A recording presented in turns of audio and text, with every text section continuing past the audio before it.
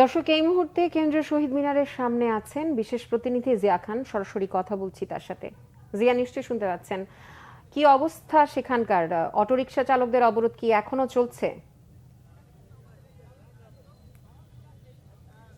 ধন্যবাদ ত্রিনা।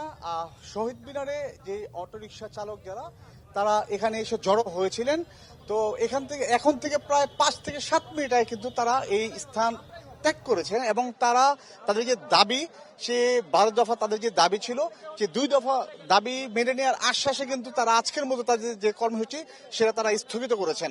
এবং ত্রিনা, আরেকটু বলে রাখি যে তাদের যে সংগঠন রয়েছে, ইজি বাইক এবং রিক্সা ভ্যান যে সংগঠন রয়েছে, তাদের যে নেতৃবৃন্দ তারা আমাদেরকে জানিয়েছেন যে তাদের যে মূল দাবি, হাইকোর্ট তাদের যে অটোরিকশা বন্ধের যে নির্দেশ দেওয়া হয়েছিল সেটির বিষয়ে কালকে একটি রিট করা হবে এবং পাশাপাশি ঢাকা মেট্রোপলিটন পুলিশের পক্ষ থেকে যে ধরনের হয়রানি তাদেরকে করা হয়েছিল, সেই হয়রানির বিষয়েও পুলিশের ঊর্ধ্বতন কর্তৃপক্ষ তাদের আশ্বাস দিয়েছেন যে তাদেরকে আপাতত কোনো ধরনের সমাধান না আসা পর্যন্ত তাদেরকে হয়রানি করা হবে না। এই দুটি আশ্বাসের ভিত্তিতে কিন্তু তারা আজকে তাদের যে কর্মসূচি সেটা তারা স্থগিত করেছেন এবং তারা কালকে আলোচনায় বসবেন এবং হাইকোর্টের যে রিট সেটা, পাশাপাশি ডিএমপি কমিশনার তার পক্ষ থেকে যে বার্তা এসেছে সেই বিষয়গুলো পর্যালোচনা করে কিন্তু তারা কালকে তাদের যে কর্মসূচি সেটা তারা আবার নতুন করে ঘোষণা দেবেন। এর আগে আপনি জানেন যে সকাল থেকেই ধানমন্ডি, শাহবাগ, প্রেস ক্লাব এসে তারা সবশেষ প্রেস ক্লাব এসে তারা জড়ো হয়েছিল এবং সেখানে তারা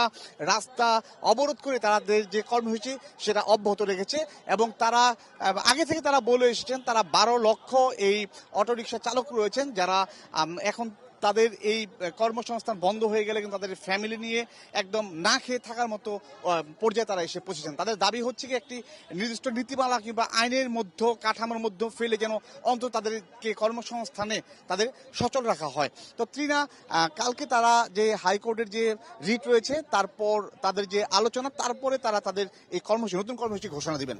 ধন্যবাদ জিয়া খান।